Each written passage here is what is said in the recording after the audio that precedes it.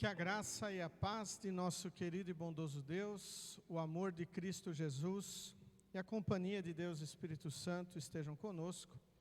No dia de hoje, quando queremos refletir no texto de Gênesis, capítulo 32, versículos 22 a 30, destacando o seguinte tema: Deus nos transforma. Que Deus esteja a nos abençoar hoje e sempre. Amém. Estimados de Cristo Jesus, como é importante para nós conhecermos a história dos nossos antepassados.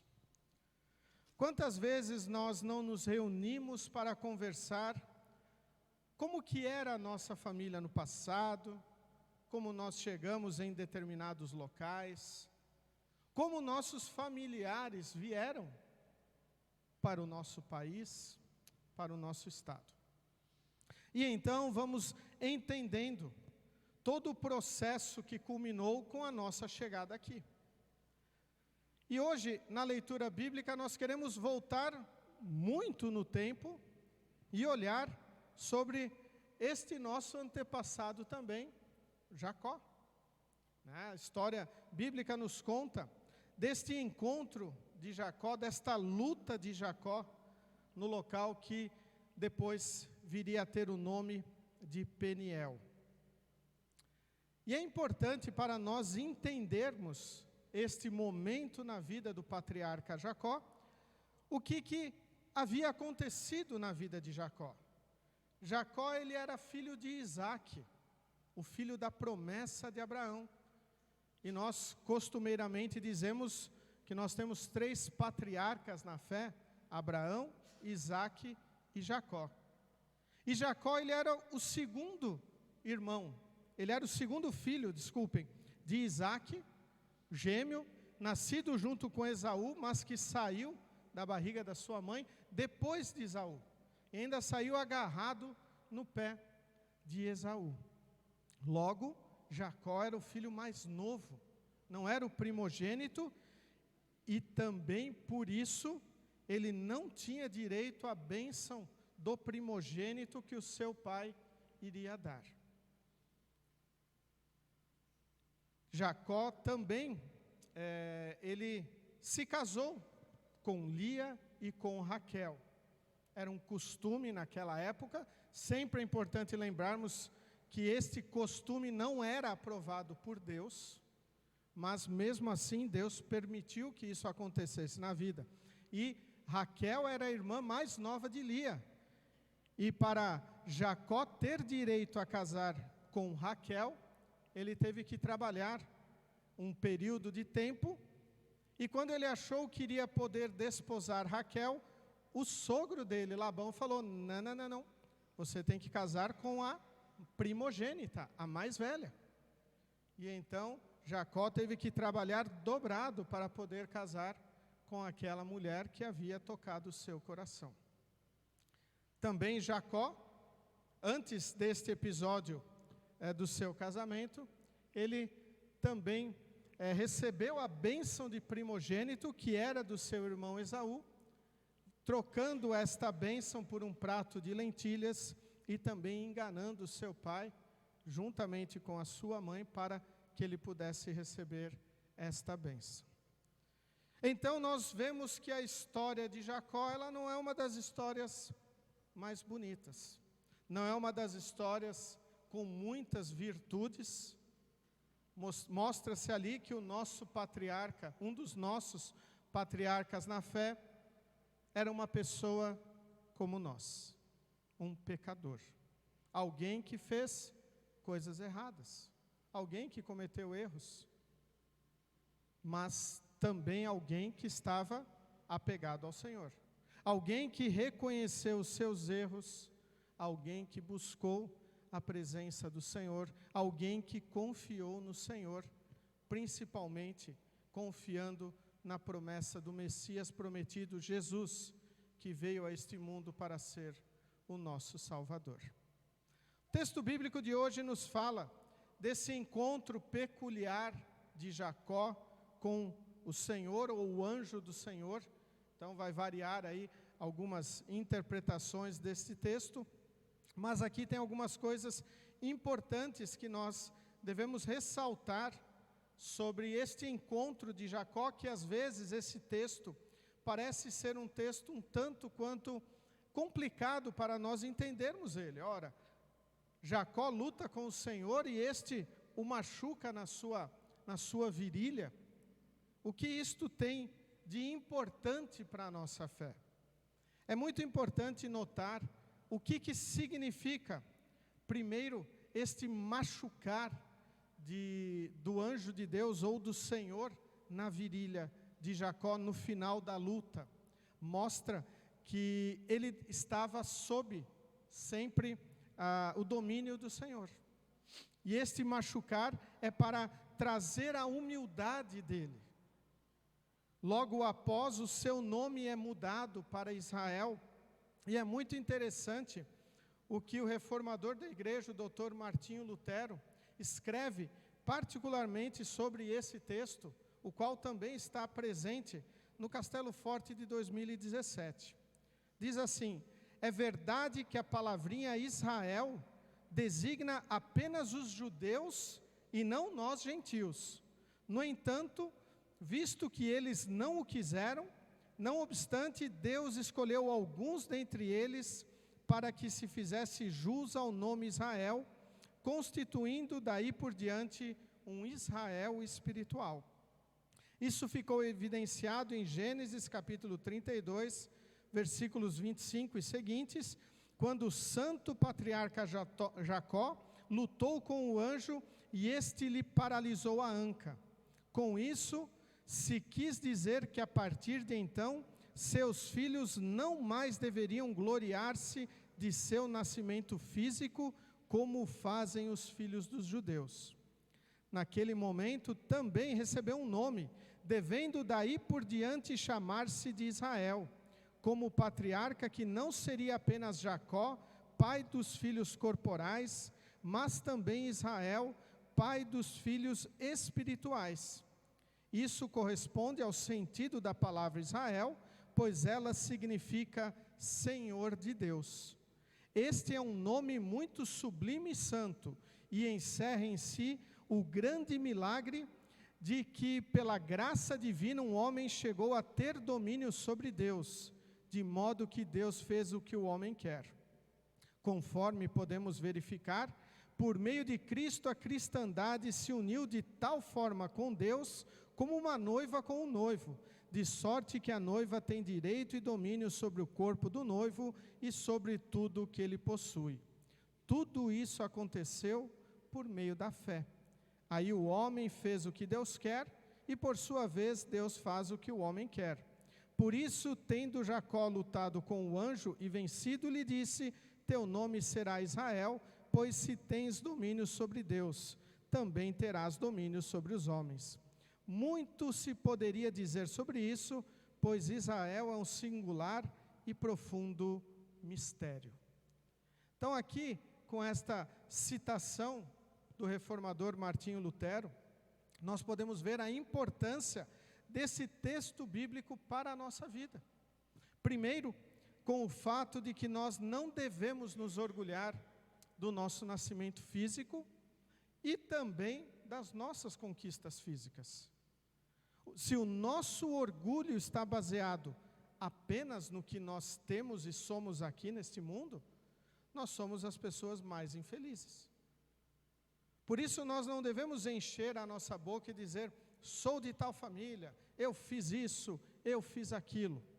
Mas nós devemos nos orgulhar da fé que nós temos em nosso coração, da fé que o Senhor colocou através do batismo, através da sua palavra. Fé esta que nos leva a confiarmos em Jesus como Salvador.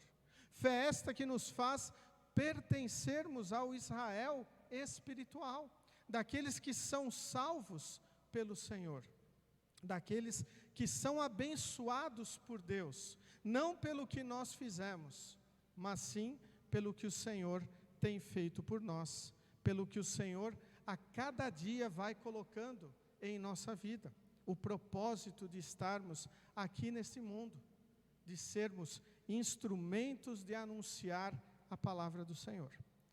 Também fui buscar uma explicação do autor do livro, do comentário de Gênesis, Derek Kidner, e ele colocou algumas coisas interessantes que eu gostaria de compartilhar com vocês.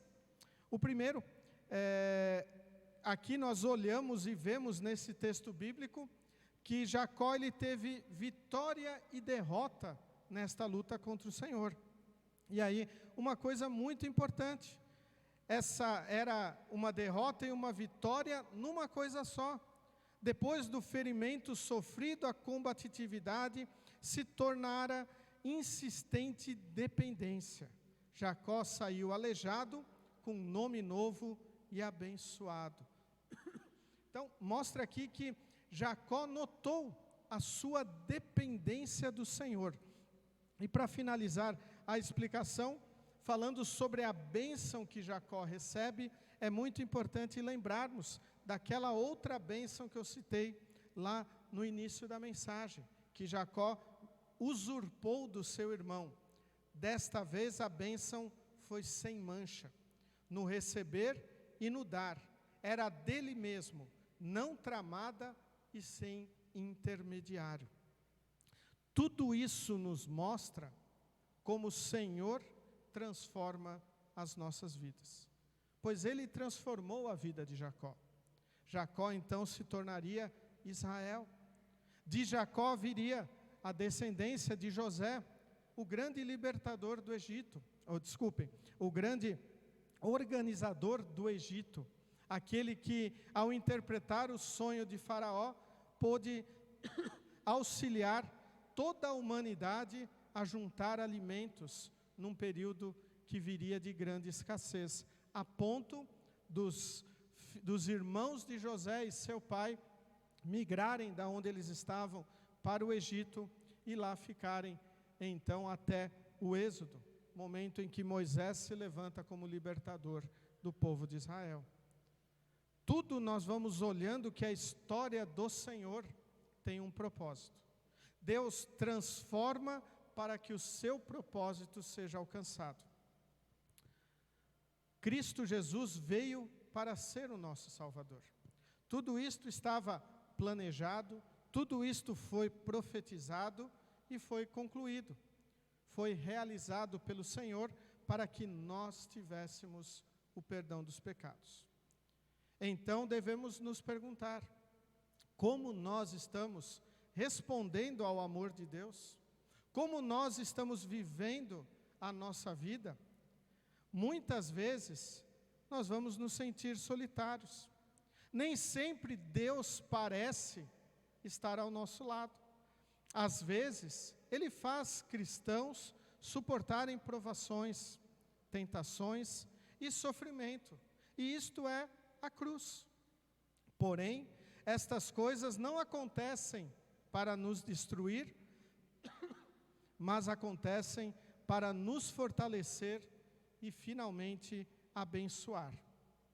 A fé cristã se agarra à palavra divina da misericórdia em Jesus Cristo. Por isso eu disse, se nós nos orgulhamos apenas das coisas materiais, ou ainda se nós valorizamos apenas as coisas materiais, no final das contas nós vamos ser as pessoas mais infelizes do mundo. Porque ao valorizar demasiadamente a materialidade, deixamos de lado a espiritualidade, deixamos de lado o Salvador, deixamos de lado aquele que veio a este mundo para nos perdoar, para nos salvar, deixamos de lado aquele que colore a nossa vida. Falando deste colorir, ontem tivemos a atividade alusiva ao Dia das Crianças.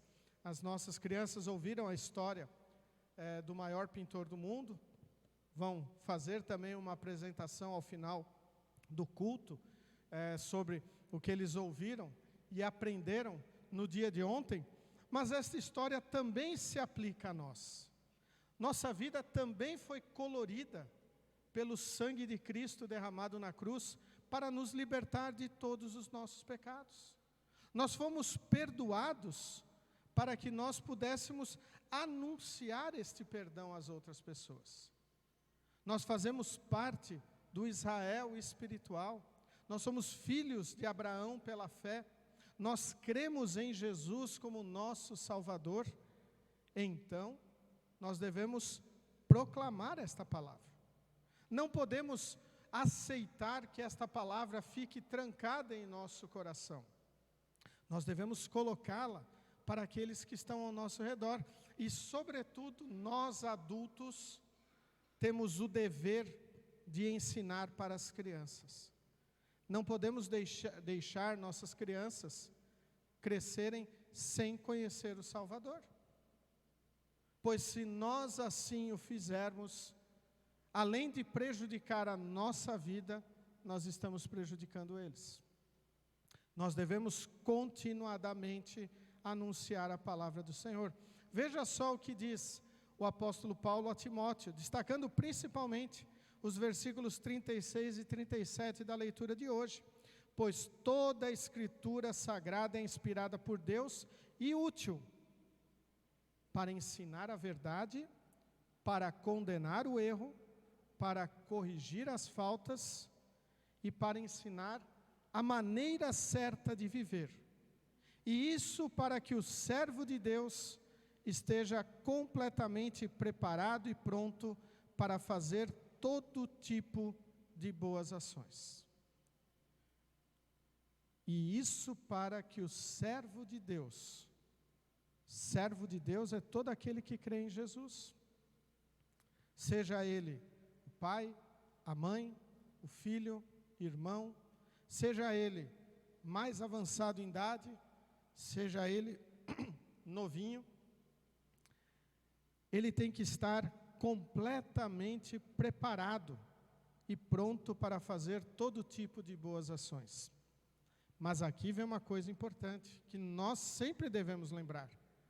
Nós não fazemos boas ações para agradar a Deus, não fazemos boas ações para ganhar pontinhos no céu, não fazemos boas ações para nos salvar.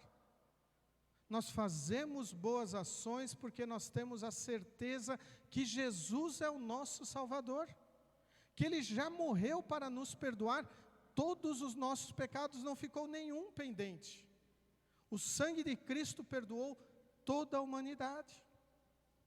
Mas é necessário sermos confrontados com a palavra do Senhor. Nós precisamos aprender dela a verdade. Nós precisamos saber quais erros ela condena. Nós precisamos corrigir as faltas. E também precisamos aprender a maneira certa de viver. E a maneira certa de viver é viver apegados a Cristo. É viver firmados em Cristo, confiantes nele, apegados nele como nosso único e suficiente Salvador, como aquele que transformou a nossa vida, como acabamos de cantar, como aquele que colore a nossa vida com as cores da salvação, que não deixa a nossa vida nem vazia, nem em preto e branco, mas nos dá a certeza de que nós temos o colorido da salvação em nossos corações, e isso nos faz querermos buscar a bênção do Senhor.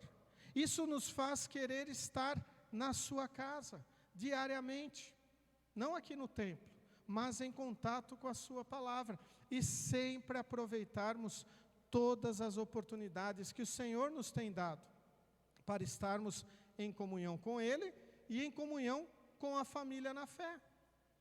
Olhando cada um ao seu lado, verá um integrante do Israel espiritual, uma pessoa que foi perdoada, uma pessoa que foi salva assim como nós fomos, e então nós queremos viver unidos, apegados ao Senhor. Por isso, uma pergunta muito importante que eu quero fazer para vocês: como nós estamos vivendo no nosso dia a dia? Estamos lutando contra Deus ou estamos querendo o seu auxílio na nossa vida? E quando nós somos corrigidos e admoestados, será que nós mudamos as coisas que estão erradas e que estão nos afastando do Senhor? Ou nós queremos Deus afastado da nossa vida, a viver apenas do nosso jeito? O texto de 2 Timóteo é muito importante nessa nossa transformação. Nos faz querer viver completamente preparados e prontos para praticarmos boas obras.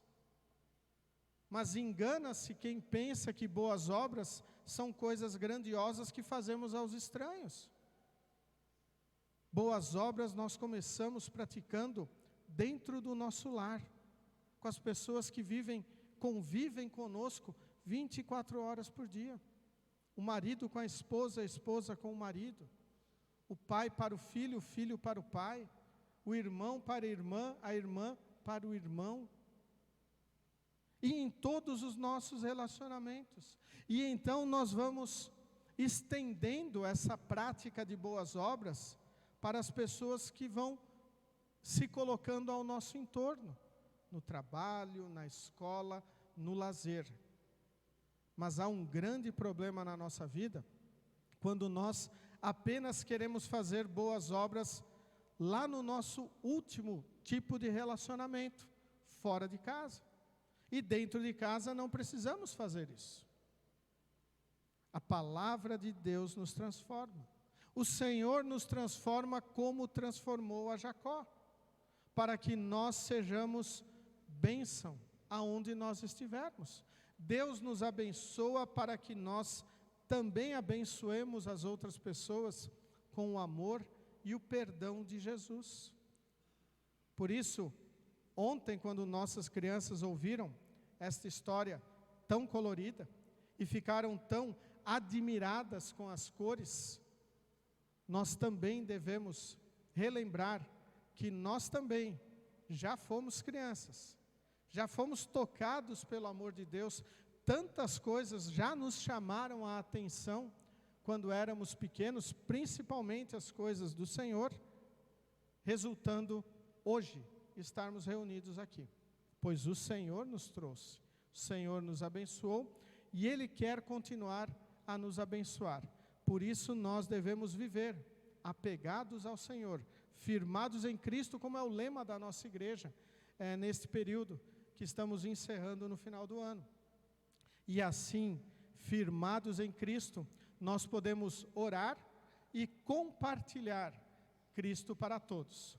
Também aos pequeninos, também àqueles que não moram conosco na nossa casa, mas principalmente para a nossa família, para aqueles que estão conosco diariamente e que precisam também do amor de Deus como nós precisamos. Não fazer isso dentro do nosso lar seria a mesma coisa que pegar a palavra do Senhor, deixar de lado, jogar no lixo, não fazê-la importante para nós. Por isso, queridos de Cristo Jesus, que Deus esteja a abençoar, a fortalecer a cada um de nós, que fomos transformados pelo poder de Deus, que nos chamou das trevas para a sua maravilhosa luz, e assim abençoados, participantes do Israel espiritual, nós possamos também compartilhar este Cristo para todos, a colorir a vida deles com a ajuda do maior pintor do mundo, que é Jesus, o nosso Salvador. Amém. Convido todos a se colocarem em pé. Que a paz de Deus, que excede o nosso humano entendimento, guarde os nossos corações e nossas mentes em Cristo Jesus, o nosso Salvador, hoje e sempre. Amém.